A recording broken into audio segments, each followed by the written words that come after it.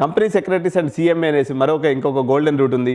అదేవిధంగా ఇప్పుడు బాగా ఊపందుకున్నటువంటి రూటు, ఇప్పుడు చాలామంది ఇంజనీరింగ్ చేయలేదని కూడా ఈ కోర్సు గురించి చదువుతున్నారు.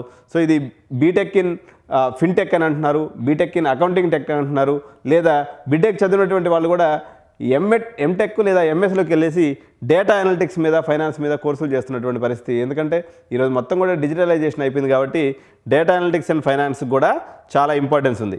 సో ఎంఎన్సీ కంపెనీలను ఎవరైతే రూల్ చేస్తూ ఉంటారో, ఈ కార్పొరేట్ లా అనేది ఒకటి ఉంటుందండి, వీళ్ళకి లక్షల్లో జీతాలు ఉంటుంటాయి. ఈ 5 ఒక ప్రామినెంట్ కెరియర్స్గా మనము ఎంఈసీ మరియు సిఈసీ చదివినటువంటి విద్యార్థులు చూడవచ్చు. దీంట్లో అన్ని కోర్సుల్ని ఎంపీసీ పిల్లలు కూడా చదవచ్చు. బట్ ఇది సిఈసీ ఎంఈసీ చేసిన వాళ్ళకి బాగుంటుంది. సో చార్టర్డ్ అకౌంటెన్సీ అంటే ఏంటి? సంతకానికే పవర్.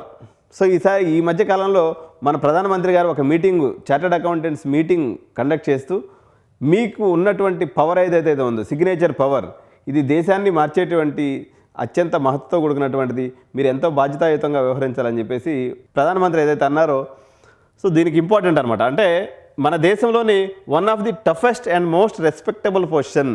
ఇప్పుడు మీరు ఏదైతే ఐఐటి క్రాక్ చేస్తే మీకు ఏదైతే రెస్పెక్ట్ దొరుకుతుందో, మీరు చార్టర్డ్ అకౌంటెన్సీ క్రాక్ చేసినా కూడా మీకు అంతే రెస్పెక్ట్ దొరుకుతుంది. ఎందుకంటే ఒక చార్టర్డ్ అకౌంటెన్సీ యాపకాయ అంత ఎర్ర లేకుండా మినిమం నాలెడ్జ్తో ఉంటే 100 కోట్ల రూపాయలు ఈజీగా తన లైఫ్ టైంలో సంపాదించేస్తాడు.